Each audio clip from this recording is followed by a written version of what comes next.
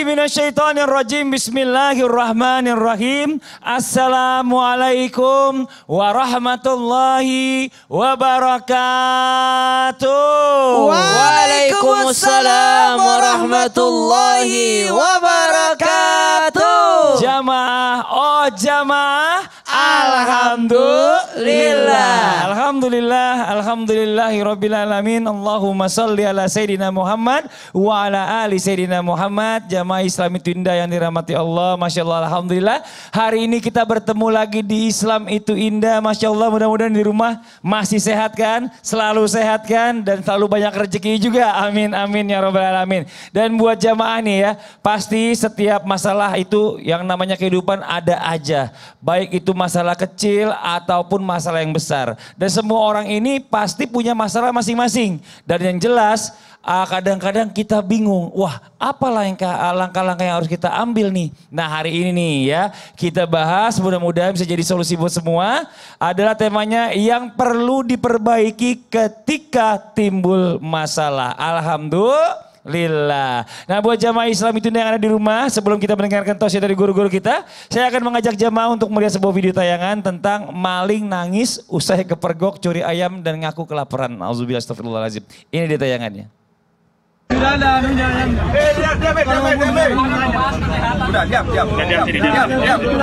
Iya nanti dikasih makan. Diam. Nanti dikasih makan. Diam. Iya. Tapi kayaknya yang mahal. Ayam lari kita naik. Kita kata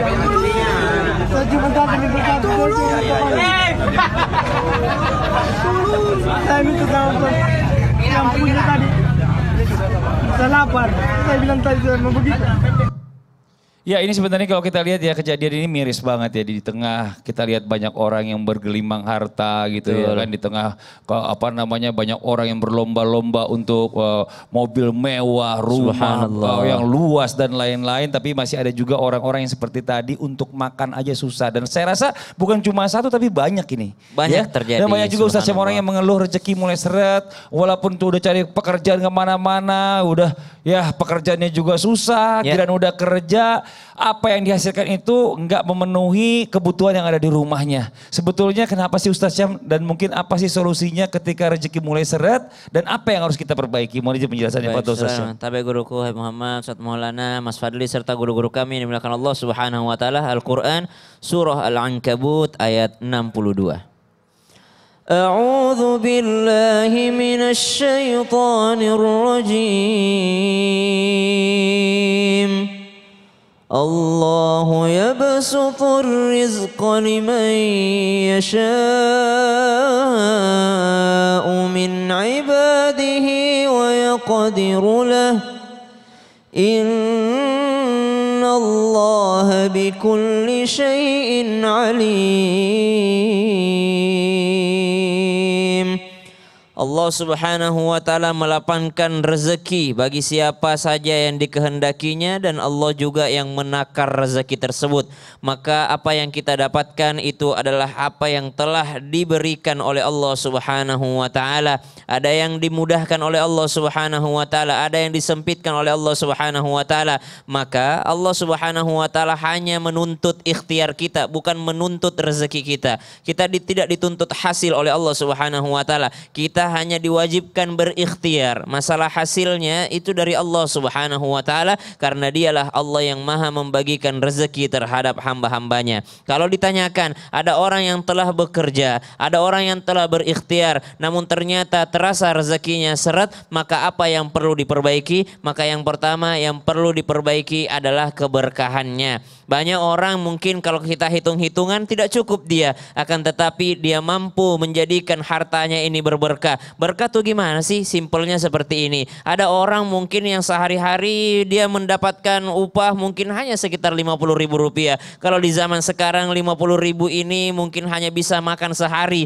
bersama dengan sekali bersama dengan keluarganya. Makan malamnya gimana? Namun ternyata dari 50.000 itu berberkah. Makan pagi dia mau bayar bubur ayamnya, udah dibayarin Ustadz Maulana. Makan siang dia mau bayar nasi padangnya, udah dibayarin sama temennya, sama Habib Muhammad. Makan malam dia mau bayar, ternyata udah dibayarin sama Mas Fadli. Ini namanya berkah. 50 ribunya kemana? Masih utuh, masih bisa untuk besok harinya. Maka yang diperbaiki bukan jumlahnya, yang diperbaiki adalah berkahnya. Itulah kenapa kita setiap mengkonsumsi sesuatu ada doa yang diajarkan. Allahumma barik lana fima razaqtana. Ya Allah, berkahi apa yang kau rezekikan kepada kami ini ya Allah. Artinya berkah itu bertambah terus kebaikannya meskipun di mata manusia kecil jumlahnya. Itu yang pertama. Yang kedua, apa yang mesti diperbaiki? Yang mesti diperbaiki adalah bagaimana cara kita mengatur daripada pemasukan dan pengeluaran. Banyak orang terasa daripada seretnya rezeki karena ternyata lebih besar pengeluarannya daripada pemasukannya. Seandainya manusia itu mampu untuk menilai daripada apa yang dia miliki dan apa yang dia butuhkan sedangkan apa yang dia inginkan,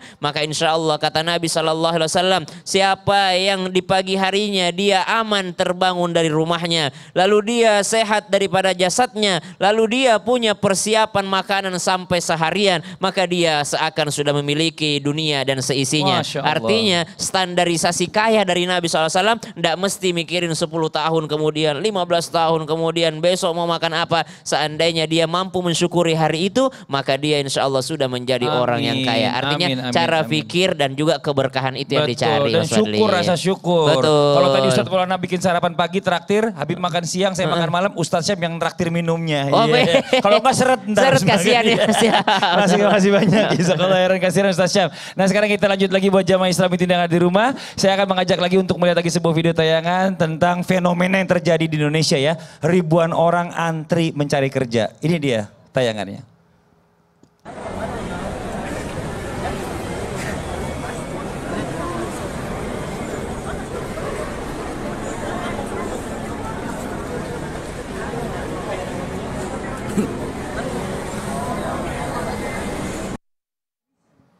Ya kalau kita lihat tayangan tadi ini sebenarnya kita sedih banget ya. Karena zaman sekarang ini semakin hari setiap hari itu bertambah terus lulusan sarjana.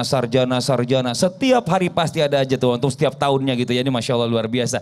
Tapi yang kerja ini masih terbatas ruang kerjanya nih Bib. Kalau kita lihat tadi ada pembukaan lapangan kerja ternyata yang antri banyak banget sampai ribuan orang. Kalau kita lihat tayangan barusan nih ya. Apa yang perlu nih kalau kita setelah tahu pekerjaan ini susah yang kita mau perbaiki nih. Apa yang perlu kita perbaiki katanya harus ada diperbaiki bisa dapat pekerjaan. Menuju penjelasan Habib, fadhol. Baik, bismillahirrahmanirrahim. Allahumma salli wa sallim ala Sayyidina Muhammadin wa ala ali Sayyidina Muhammad. Izin Ustadz Maulana, Ustadz Syam, Mas Fadli. Tadi sudah disampaikan guru kita Ustadz Syam bagaimana orang itu harus ikhtiar mencari rezeki dari Allah Subhanahu wa taala. Sebenarnya ada yang kurang buat diri kita. Kurangnya apa? Kurang tawakalnya. Hatim Al-Asam itu beliau mengatakan alimtu anna rizki la ya'kuluhu ghairi fatma'annat bihi nafsi. Ada dua riwayat ini. Ada yang mengatakan ini perkataan Hatim Al-Asam, ada yang mengatakan ini perkataan Imam Hasan Al-Basri. Ala kulli hal perkataannya sangat bagus dan indah. Beliau ini ditanya, Hatim atau Imam Hasan Al-Basri kok tenang? Ya, artinya di dalam kehidupannya tenang, punya uang tenang, nggak punya uang tenang, enak pembawaannya Imam Hasan Al-Basri atau Imam Hatim Al-Asam. Maka seorang muridnya bertanya, apa yang kau bangun di dalam dirimu? Gitu. Apa yang kau bangun di dalam dirimu sehingga kau itu dalam keadaan selalu tenang dan tersenyum? Maka beliau katakan alimtu, aku tahu nih, alimtu anna rizki, bahwasannya rizkiku ini kalau memang sudah buatku, la yakuluhu ghairi fatma annat bihi nafsi. Maka tidak akan dimakan oleh orang lain, makanya fatma annat bihi nafsi, aku punya jiwa ini tenang. Artinya kenapa?